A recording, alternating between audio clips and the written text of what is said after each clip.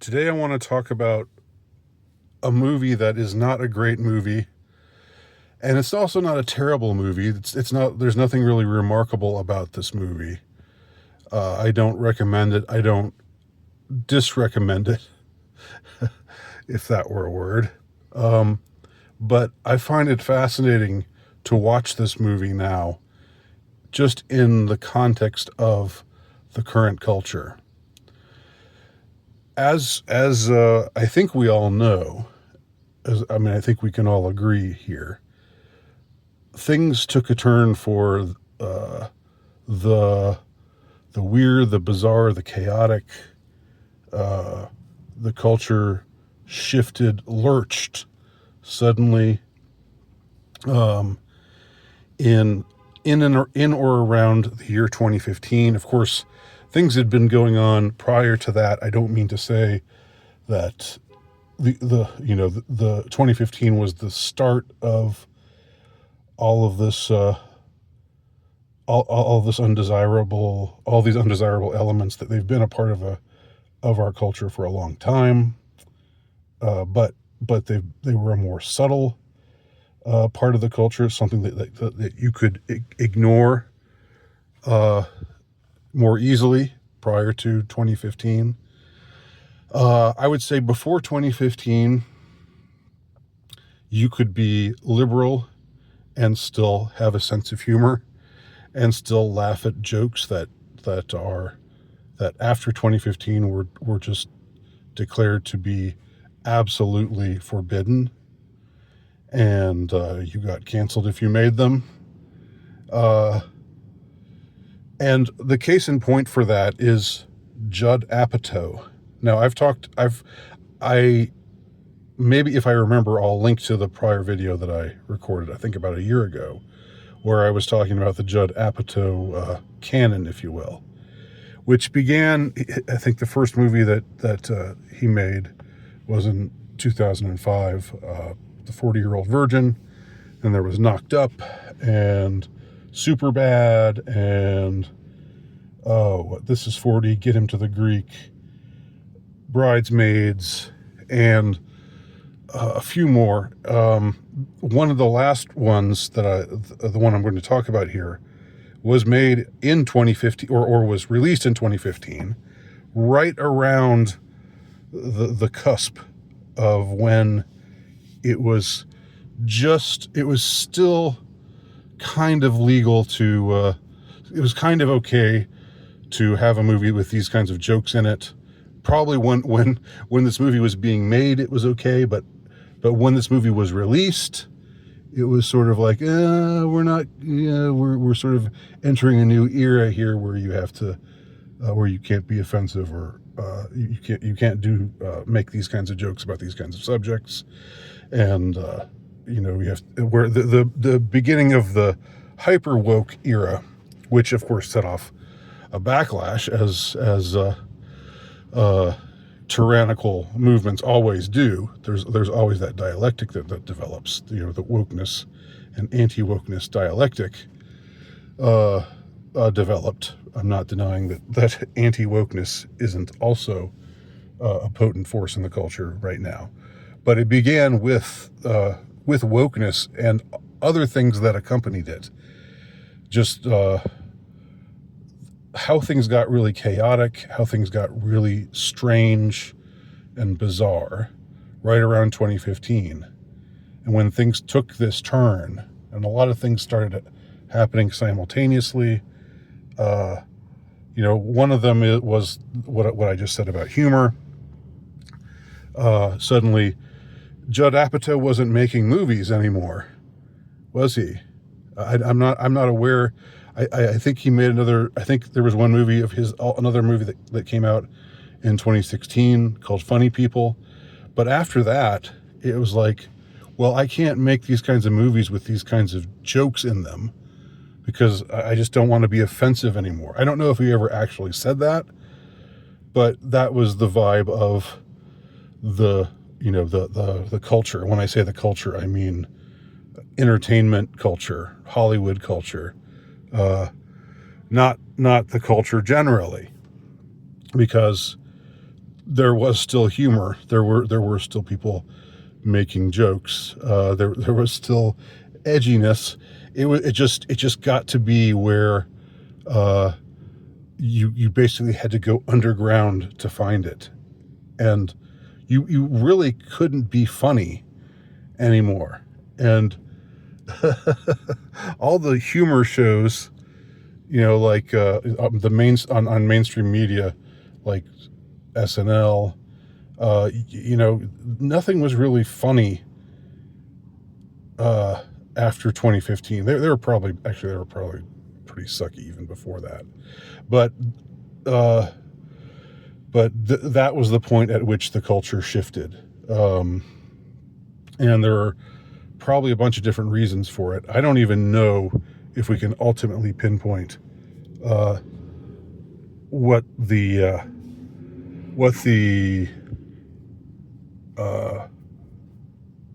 proximate reason is, what the ultimate reason is for this societal change, this cultural shift. It had something to do with the rise of Trump and the reaction to him, but maybe that in itself was the product of something else. I don't know. It's an interesting subject to contemplate. But what I do, I remember this movie coming out in 2015 and watching it again on Netflix just 10 years later. It's a fascinating time capsule. Things shouldn't be that much different. Our sensibilities shouldn't be that much different in 10 years, but yet they are. You watch this movie now, and again, I'm not recommending it on quality, although again, it's not bad, I would say, in spite of it starring two people that are hated by most everybody out there. Amy Schumer being the star of this movie, which is called Trainwreck. I don't know if I said the title before. And Brie Larson. Brie Larson is her sister. So Amy Schumer and Brie Larson. Would they ever be able to sell that today? I think trying to sell Amy Schumer as a leading lady was never really worked, not because of her looks, not because she wasn't not because of her body type or anything like that, but just because I don't really think she ever had the charisma or the whatever the it factor is that makes you want to root for someone as a heroine in a story. So it was always kind of, I'm sure that her connections had something to do with how she became the star of a Judd Apatow movie. And not only that, she was the writer. She's credited as the screenwriter of this movie. Solo. She's given solo credit for writing this movie, Trainwreck. But there are so many things about this movie which came out right at the cusp of when things got bizarre, chaotic, strange, in the sense that it was like looking at a picture you look at a picture on the wall that's a little crooked. I've used that metaphor before. And it's like you wake up every day noticing how the world is just off kilter. The time is out of joint, to coin a phrase. And you notice that every day, and people may deny it, but I think you can't help but notice it. Prior to 2015, the mainstream media, was still biased. You always knew that they were biased. You always knew that they had an agenda. But before 2015, they were much better at hiding it, and they were much more subtle about it. Whereas after 2015 till now, if you watch mainstream media, you're just a fool. You're just a dupe. If you watch it and you believe what they're saying, and you don't see how they are just wildly promoting, how they're just so untrustworthy, how they seem to, how they're so mendacious, how obviously they're hammering away at this agenda, and it's been that way for 10 years. But before 10 years ago, the mainstream media was not as obvious, not nearly as obvious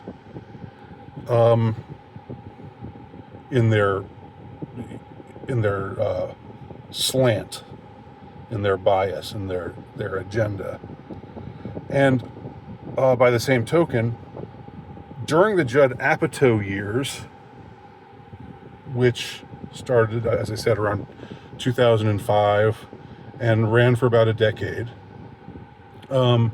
you had all these Hollywood actors, and who and Judd Apatow himself, who I'm sure was liberal as they come, but they still made these movies which had gay jokes and sexist jokes and what have you, jokes that would be frowned on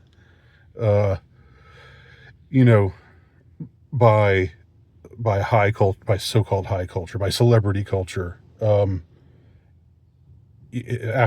2015. But this film came out in 2015, and I'm being a little circumlocucious in the way I'm talking about this, and I apologize for that. But maybe that's what you love about me, or love to hate about me, is my circumlocution and my fumbling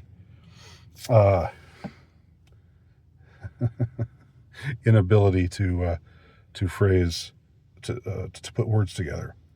My fumbling inarticulacy. Anyway, so this film, this movie Trainwreck, directed by Judd Apatow, starring and written by Amy Schumer. Today, that just wouldn't get off the ground. If anything that Amy Schumer is in, already, people are hating on it. Because, she came to be loathed and despised. And I'm not saying for bad reasons. But what I am saying is that it was possible in 2015 to see Amy Schumer and Brie Larson in a movie and not be reminded of the culture war, and not think about, not have it be something that was immediately divisive.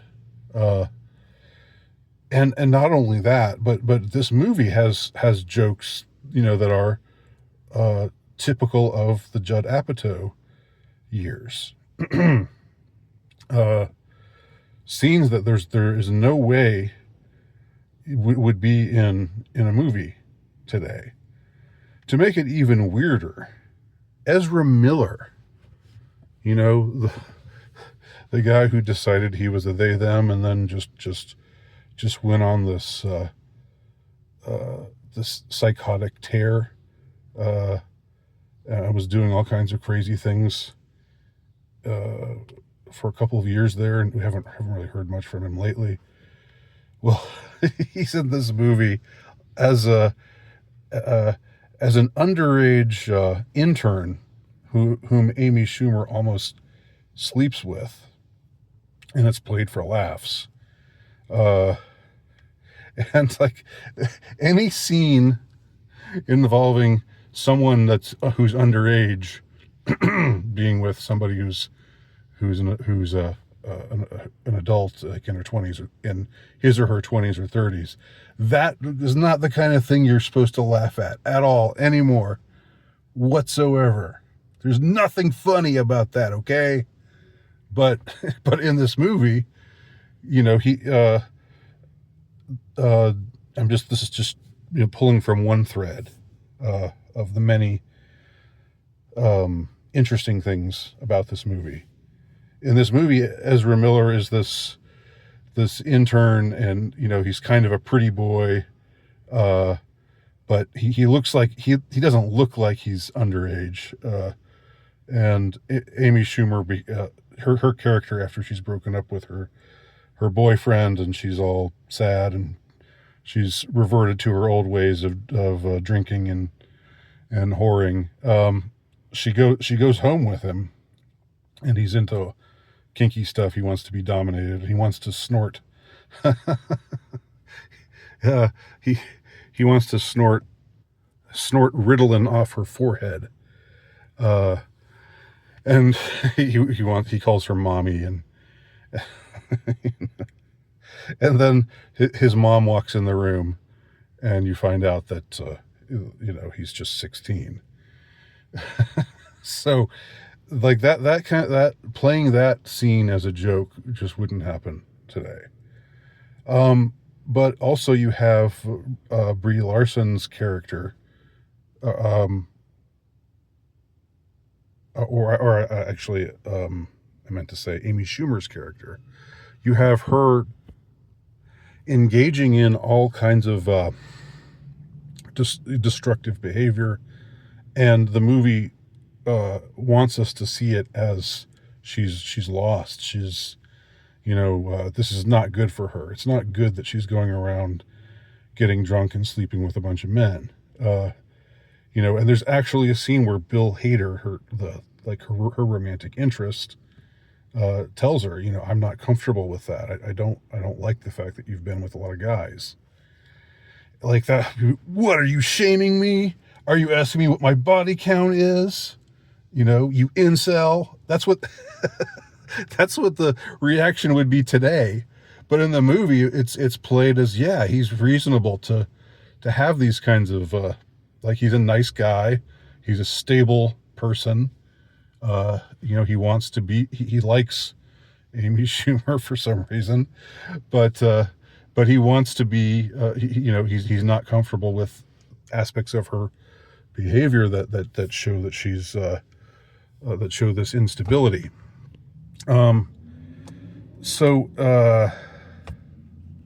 Brie Larson plays her more straight-laced sister. She's married. She has a stepson, and she gets pregnant.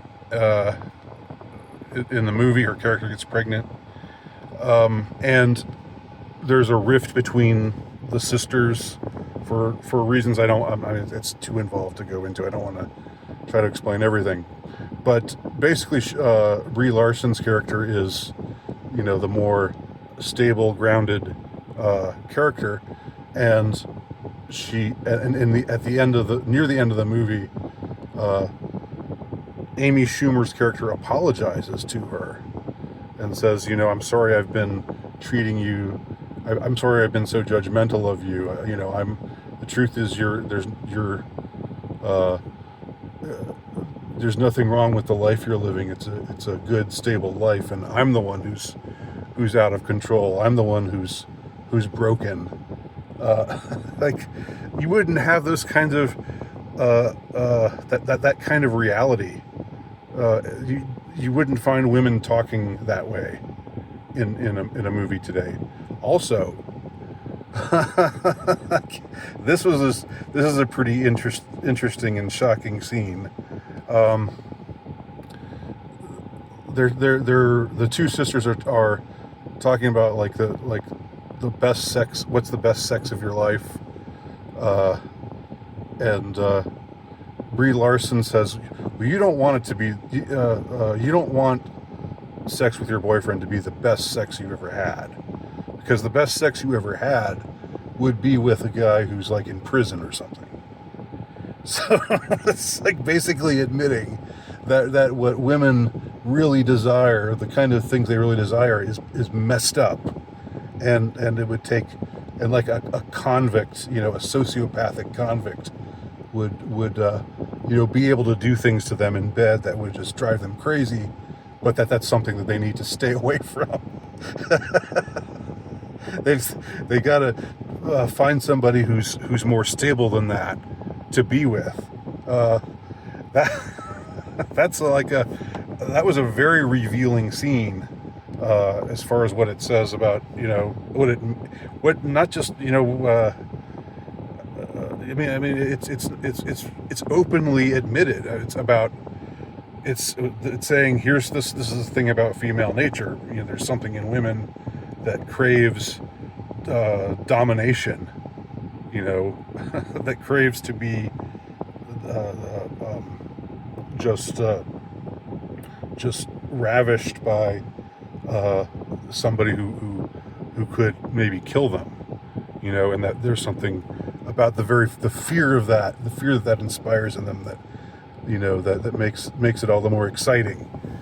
Would you ever have anybody admitting to that now in a movie? Would you ever have anybody in a movie, any female character in a movie, saying it's bad to be going around sleeping with a bunch of dudes, getting drunk all the time? That's not a good life to be living.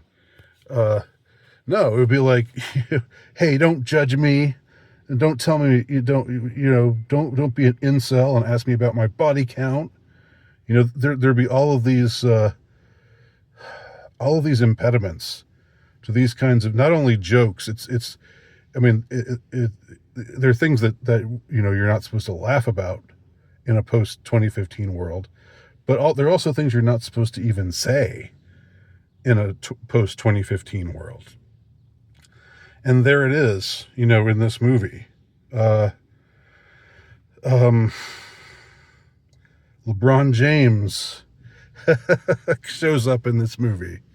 Even after, like, in 2015, you could see LeBron James as just an NBA superstar, instead of him becoming this political, like, this Trump hater, BLM supporter. In 2015, it was just funny that Bill Hader's character, who's a sports doctor, that he has this friendship with LeBron James, and it's just played for laughs. It's just like they're just buds, and they bust each other's chops about things, but it's like,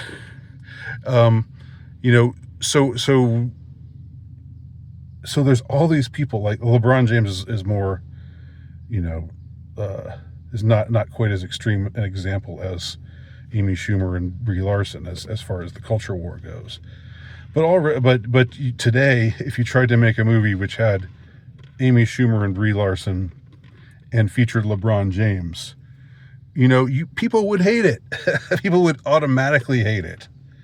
In 2015, things weren't that divisive yet. It was before the whole Captain America fiasco with Brie Larson, and her becoming this humorless person that everybody that a lot of people just can't stand.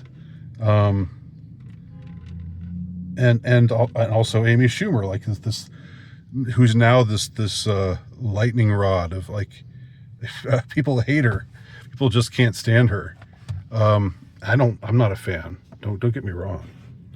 But she's like this, everything that's awful about, the female comedian, just being gross, talking about how her vagina smells like barnyard animals, and stealing jokes, not really being funny, and then just getting offended. Like all this kind of stuff that turns off all the anti-woke people today. In 2015, it was the last year where you could be either Democrat or Republican, you could be liberal or conservative, you could be feminist or non-feminist, and you could still watch a movie like Trainwreck and laugh at jokes in it. After that, things became hyper-partisan, hyper-politicized, and just crazy and chaotic, and people getting offended. And then, that the whole wokeness thing and the whole, hypersensitive, getting offended, getting canceled thing, inspiring the backlash that is being anti-woke. And I'm anti-woke myself, but there's part of me that wishes I could just forget woke and anti-woke and just just look at things with a fresh pair of eyes. And that's what it's like really watching this movie. It's like watching with these people who have these various actors and this one sports star and all these things have and all of these characters who are now ultra divisive. God, there's 4 of them in the same movie: LeBron James, Ezra Miller, Brie Larson, and the star.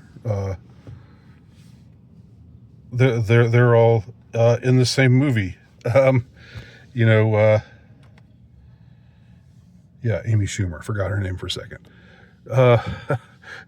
And there's no way you could watch that now and think to yourself, like if you're anti-woke, you've got to automatically hate it because it's got these people in it that you hate. I don't want to. There's a part of me that really doesn't want to be in that state of mind. But of course, things have gotten so crazy, things have gotten so hyper-partisan, things have gotten so chaotic in the culture, that this movie, Trainwreck, is just it's such an interesting time capsule. So I hope you watched this on 1.5 speed. Thanks everybody who watched it to the end, and please leave your comments below.